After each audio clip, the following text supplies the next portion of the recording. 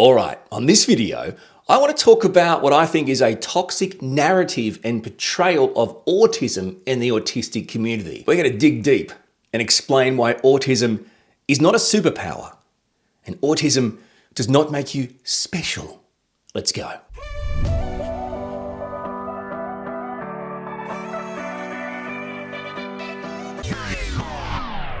Welcome back, my friend, and welcome.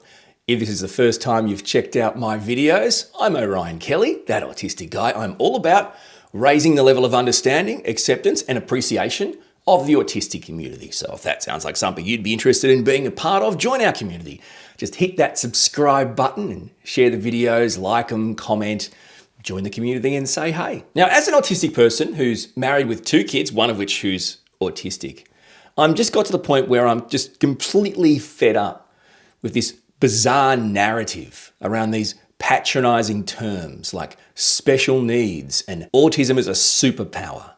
It's just not right. I've just had enough. I'm sick of hearing it. And more broadly, I bet you've heard special needs used for people with all manner of disabilities. We're not just talking about autistic people here. The idea that if you have a disability, your needs are special, where everyone else's that is different, is just bizarre to me. I just hate the whole narrative around it.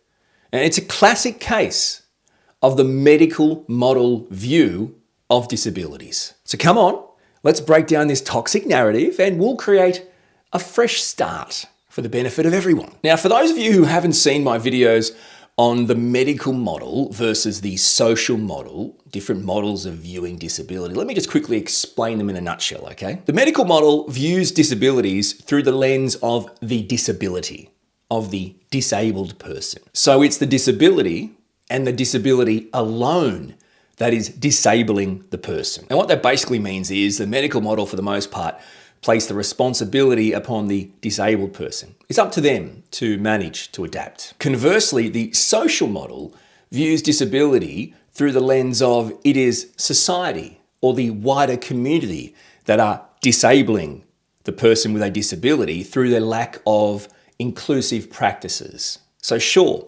someone may have a diagnosed disability, but it's not just on them. See, when they go out into the community, they might not be able to access things, right? So if we don't find ways to include them, it is really us as a society that is disabling these types of people that require inclusions. Ramps for wheelchairs, an obvious example, okay? But for the ramps, the people who use wheelchairs would find it much harder to get around. Now we could go, well, why should we put in ramps? You're the one in a wheelchair, you sort it out, you work it out, right? That doesn't make any sense. But there are still people with different types of disabilities that aren't getting the same level of inclusion and therefore are being disabled, not by their own practices, but by the lack of inclusive practices within the community. So that brings us to special needs. This is not something that I'm saying right or wrong. This is your own personal choice. How you want to use it, if you want to use it, why you want to use it is entirely up to you. I'm just giving you my own personal opinions as an autistic guy who's married and has an autistic son. Okay, so I reckon the idea or the phrase special needs is very much a byproduct of the medical model. Why are the needs special? Right? I mean, everyone on the planet has different needs. Let's say you're not autistic, right? Let's say you're neurotypical. All right, and you have needs that are different to mine. Okay, but then why are my needs that are different to yours special? Where your needs that are different to mine are just different needs, your own personal needs. You see what I mean? Why do we have to make them special for me? In the medical model, which is bogged down in, I don't know, the 40s and the 50s, back then, maybe that was appropriate. But how do you think it's appropriate in this day and age to use the phrase, my child has special needs? No, your child has different needs, right? Your child has different support needs, care needs, they're not special. That's not making your child feel special. It's making your child feel really, in a way, looked down upon or something. You know, it's like when you use those words for the reverse meaning. Right? So, special makes sense, but then when you use it in a certain way, it's not for that purpose, like special. You're special. You're not trying to say I'm actually special. Do you know what I mean? Truth is, in my opinion, what the medical model really means when it says special is unreasonable, extra, time-consuming, financially consuming, draining, tiring, and just plain bloody annoying needs. Okay, all right. You think the needs of your autistic child, I've got one too, so can sometimes be tiring, draining, extra, unnecessary, unreasonable, whatever. Okay, let's assume that we all agree at sometimes that might be the case. Okay, but let's dig deeper. We're not 5-year-olds. Let's be sophisticated here. Let's use this thing up here. Yours is different to mine potentially, but let's use it. Why? Why are they? See, other people have different needs and you wouldn't say it's the same thing, right? So the reason why these are far more unreasonable or draining or whatever you want to call it than the needs of other people is because nothing's in place. If not you as a person, if society, and yeah, I guess you as a parent, like me and my wife, if you had more inclusive practices in place in your home, in the workplace, in the school, in the wider community, these different needs wouldn't seem so special. Simply put, it's the lack of meaningful, inclusive practices and infrastructure that in fact give you the perception that the different needs of an autistic person are unreasonable.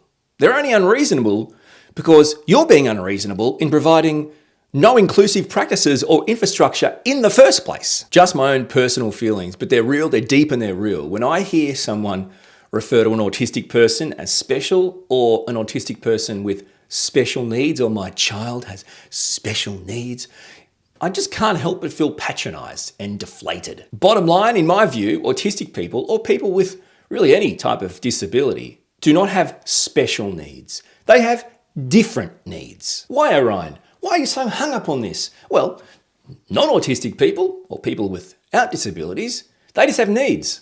What do you need? Hey mate, what do you need? Autistic people don't get that. What special needs do you have today, right? But that's not true. We all just have needs. I know a neurotypical guy who needs to play golf every weekend, without exception. That sounds pretty bloody unreasonable to me. Sorry, special. That's one of his special needs, golf on the weekend, without exception. Got to play the golf. I mean, I've been away from the family all week, so you know what I mean? I've got to. But seriously though, to him, it's just important for his mental and physical health, for his mental well-being. Okay, cool. If that's what you need, that's what you need. But we don't say that guy's got a special need. We just say that guy needs to do certain things for his own mental health, to make him a better husband and father, I guess. I mean, when was the last time you questioned someone's need to go shopping or go to a restaurant or go to the pub, go to a cafe, go to the footy, play golf? You don't. You wouldn't, right? In a normal situation. People do that. That's what people do. Yeah, but they need to do that. That's a need. They want to do that, right? I guess what I'm saying is needs are viewed in a subjective sense. Why? Well, I reckon it's probably because it's just about impossible to view the needs of others in a purely objective sense, free of judgment, free of preconceived ideas and social norms. Impossible. Don't get me wrong though, I reckon most parents and carers use the phrase special needs in good faith. I don't think it even entered in their mind it was malicious or wrong or good, and again, that's your own personal judgment. I'm just trying to say, let's talk about this at a slightly more sophisticated level and see if that enlightens you in a way where you understand where I'm coming from. Maybe you make a change. I'm really just asking for you to hear me out and consider the potential impact these types of terms can have on the autistic person in your life. So let's put it this way. Many medical terms over time have changed. They've evolved. And what's this due to? Well, I'd say for the most part, it's probably due to changing standards, new knowledge, and the preferences of the community that those terms impact or affect or refer to. I think these are pretty basic things that you would class as a given. Things change over time.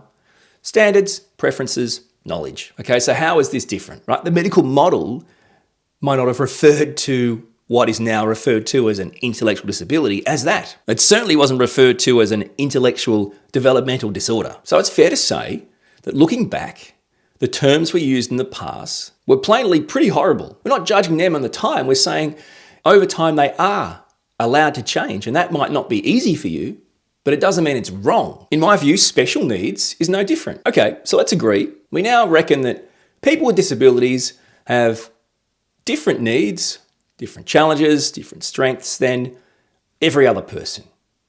They're different. You are not a parent or carer or partner of a person with special needs. No, you're a parent, carer or partner of an autistic person who has different needs like everyone else. So to be clear, no, my different autistic brain doesn't make me special. It makes me different. From a rant on special needs to a rant you're going to love, superpowers. I love superpowers. Who doesn't? Bottom line is though, autism or the portrayal of autism as a superpower is ridiculous. Autism is not a superpower. As long as the autistic person in your life is cool with it, I'm not fazed. I'm not telling you what to do. I'm just providing you some insights and thoughts. And maybe when I talk, maybe it enlightens you to think about it differently. And then you might think, oh, I kind of agree.